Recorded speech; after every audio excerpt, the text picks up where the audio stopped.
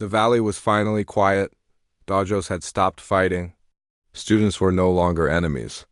But peace never lasts long in a place built on pride and unfinished business. Somewhere in the shadows, a storm was growing quiet but deadly. Johnny? Lawrence thought he could finally focus on being a father.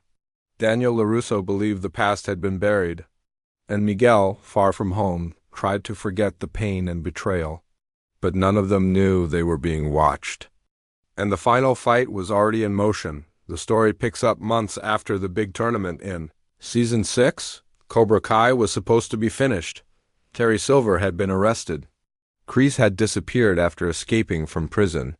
And the dojos that remained Miyagi-Do, Eagle Fang, were trying to rebuild with new energy, new focus. Johnny was training fewer students but focusing more on quality. Daniel had returned to his car dealership full-time, but he kept one part of his dojo open for anyone who still needed guidance. But something didn't feel right. There was tension in the air. Small things started happening. First, a Miyagi-Do student found their bike destroyed. Then another student was jumped after practice and no one saw who did it. Strange flyers appeared on the doors of the dojo's black paper, red writing, signed with the image of a broken cobra. Johnny shrugged it off. He thought it was just some kids playing pranks, but Daniel didn't agree. He knew that kind of symbol. It reminded him of the worst times.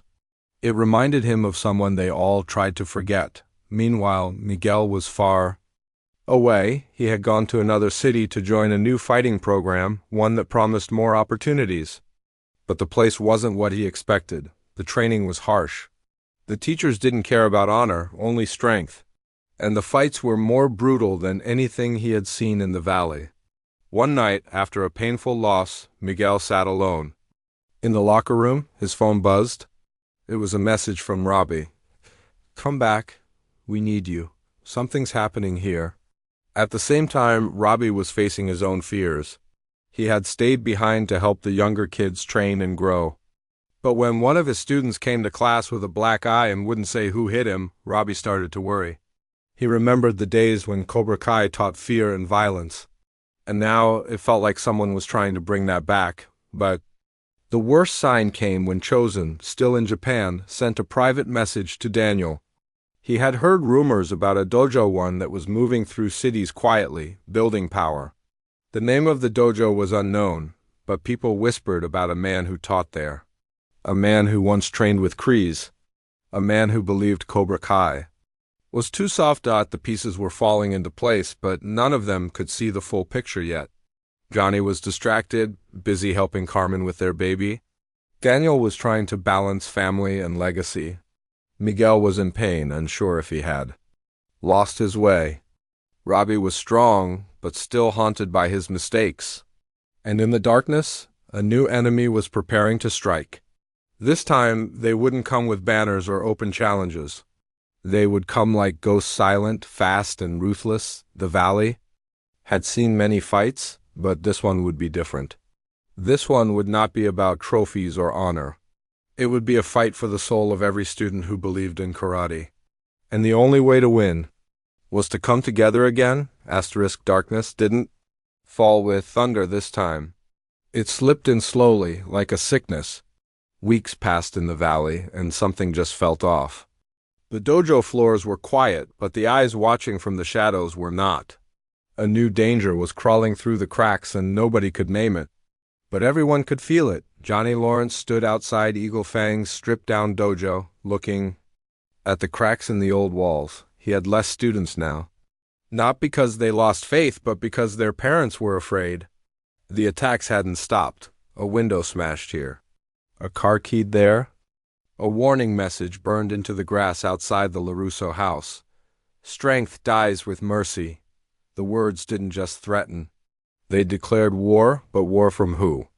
Daniel tried to ignore it at first.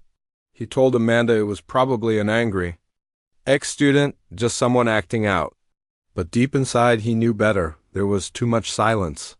The kind of silence that reminded him of Terry Silver's first return, calm before chaos. He reopened Miyagi-Do's main dojo just in case. Chosen had warned him in his message, if they wait too long, The threat may already be too close. Meanwhile, Miguel returned from his brutal training program. But something about him had changed. He smiled less. He spoke slower. And he carried a heavy energy, like he'd seen something dark. Johnny noticed it the moment they hugged. His son figure was back, but his spirit wasn't. Miguel had been pushed too far. And though he wouldn't say much, he gave Johnny one clue. They don't fight for honor where I was. They fight to destroy. At the same time, Robbie was back in the dojo, pushing himself harder than ever. He didn't just train, he obsessed. He couldn't let himself be weak again. But the pressure was building. One of his students, a quiet boy named Max, didn't show up for 2 days. When Robbie found him, he was hiding bruises, refusing to say who hit him. But then he finally whispered, "They told me if I speak, they'll come for my sister next." Daniel met with Johnny that same night in the empty Miyagi garden. They didn't argue this time. They didn't need to. For once, they both knew exactly what had to happen. "It's starting again," Daniel said quietly.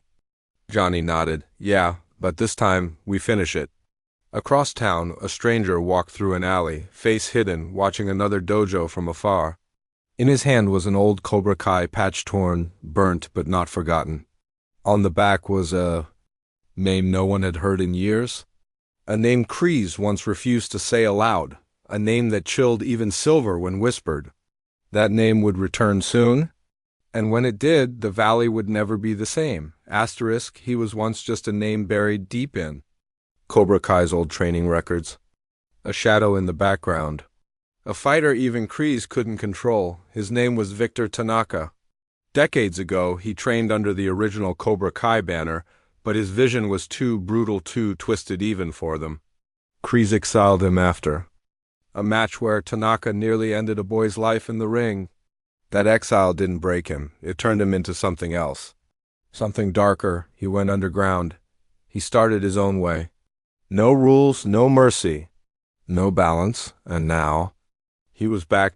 No one knew where he had been all these years. Some said he trained fighters in prison yards. Others believed he had created a secret dojo across the border that produced killers, not champions. What mattered now was this: Victor. Tanaka had returned to the valley, and he wasn't hiding anymore. It started with whispers. A new dojo opening in an abandoned warehouse, no signs, no name, only an iron gate and the sound of screaming from inside. People saw masked students walk out at night, bloody and bruised, but smiling like it was a reward. These weren't teenagers looking for guidance. They were warriors being built for one purpose: destruction. Johnny heard the rumors first from an old friend who worked in private security. Daniel got confirmation from Chosen's contact in Japan. The underground world had changed, and Victor Tanaka was gathering an army. He didn't want a tournament. He didn't care about trophies or glory. His goal was simple: wipe out every trace of Miyagi-Do, Eagle Fang, and everything they stood for. Daniel stared at the photo of Tanaka that Chosen had sent. The man had deep scars across his face, eyes like cold steel, and a body built for violence. But it wasn't his size that made Daniel's hands shake. It was the fact that this man used to train with Silver, with Kreese, and in many ways had surpassed both. If Silver was poison, Chosen had written, Tanaka is the knife. Johnny didn't flinch. He knew what had to be done. If he wants a war, he said, we'll give him one. But we fight it our way. Miguel listened silently, his jaw tight. He remembered something from his training. The name Tanaka was mentioned by one of his instructors. They called him the Ghosten Sensei, a man who believed that pain built truth and truth demanded sacrifice. The valley had faced enemies before. Silver brought lies and power. Kreese brought fear and rage. But Tanaka brought something worse: discipline without humanity. His students didn't hesitate. They didn't flinch. They didn't question. Because they weren't taught to think, they were taught to destroy. Late one night, a fire broke out at a small dojo that had just joined Eagle Fang's new program. No one was hurt, but the building was lost. On the wall, scorched but clear, were the words, Miyagi was weakness. Now comes the purge. And just like that, it became clear. The final fight wasn't just coming, it had already begun. But this time, it wasn't about dojo names or teenage rivalries. This was about survival. About defending everything Mr. Miyagi stood for. About protecting the next generation from a darkness that had no face, no fear, and no rules, and the worst part? Tanaka hadn't even shown himself yet. Victor Tanaka's name was now a ghost, everyone whispered. His dojo had no banners, no colors, but it had followers. They were spreading fast, growing stronger and more dangerous each day. The valley was cracking again. And this time, Johnny, and Daniel understood something painful. Karate alone would not be enough. They needed warriors. And trust. But trust was the hardest thing to rebuild. Johnny made the first move. He drove out to a dusty old gym on the edge of town where Mike Barnes had opened a small school of his own, one that avoided drama, stayed quiet. The past between them was ugly, but the threat now was uglier. Johnny didn't ask for forgiveness. He asked for help. Mike didn't say yes right away, but he didn't say no either. At the same time, Daniel swallowed his pride and reached out. To someone unexpected, Tori Nichols. She was the last person Amanda wanted involved again, but Daniel saw it differently. Tori had faced both Kreese and Silver, survived them both, and still stood. She knew what it meant to fight without honor, and to crawl back toward it. Daniel asked her not to return to the fight, but to help guide the students who were too afraid to even stand. And then came the biggest surprise. Kenny, once full of anger, once loyal to Silver. He walked into Miyagi-Do late one night, hands shaking, voice low. "I want to fix what I broke," he said. "But I don't know how." Robbie stood nearby, stunned, torn between guilt and relief. They had hurt each other once. But maybe now, that pain could be used for something better. Training began again, but this time it wasn't just kicks and punches.